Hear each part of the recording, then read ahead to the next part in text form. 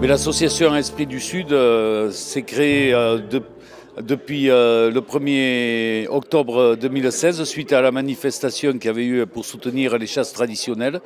On a voulu rassembler un peu tous les Landais qui voulaient promouvoir et défendre leur culture, que ce soit la culture taurine, la chasse, l'agriculture, la gastronomie, les métiers liés à la gastronomie, bref, la course landaise, toutes les composantes de ce qui fait notre ADN landais, c'est-à-dire une culture qui est assez diverse, assez riche, faite de différences, et qui dit revendiquer la différence, dit aussi mettre en avant et prôner la tolérance pour les pratiques qui se font dans un département et qui constituent la vraie identité landaise.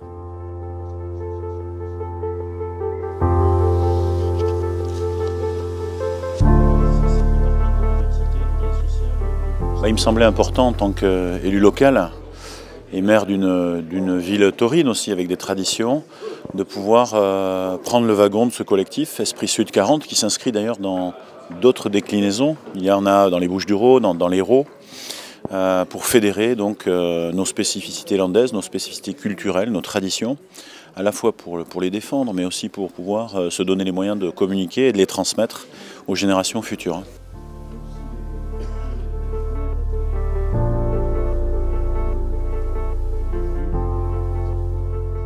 Alors nous sommes là déjà parce que nous sommes à l'initiative de la création de cet associateur, en même temps que les chambres consulaires et les villes taurines. Et l'objectif, si vous voulez, c'est de promouvoir la culture et le patrimoine landais.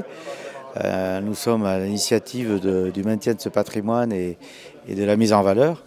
Les élus, et notamment les maires, donc, et leurs conseillers municipaux.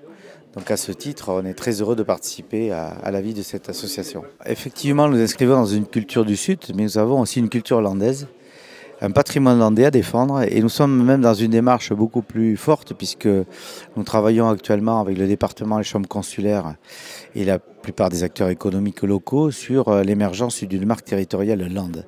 Donc nous voulons absolument que les Landes émergent et soient une identité connue et reconnue en tant que telle, avec ses spécificités, ses particularités, et évidemment son attractivité qui est différente de celle des autres.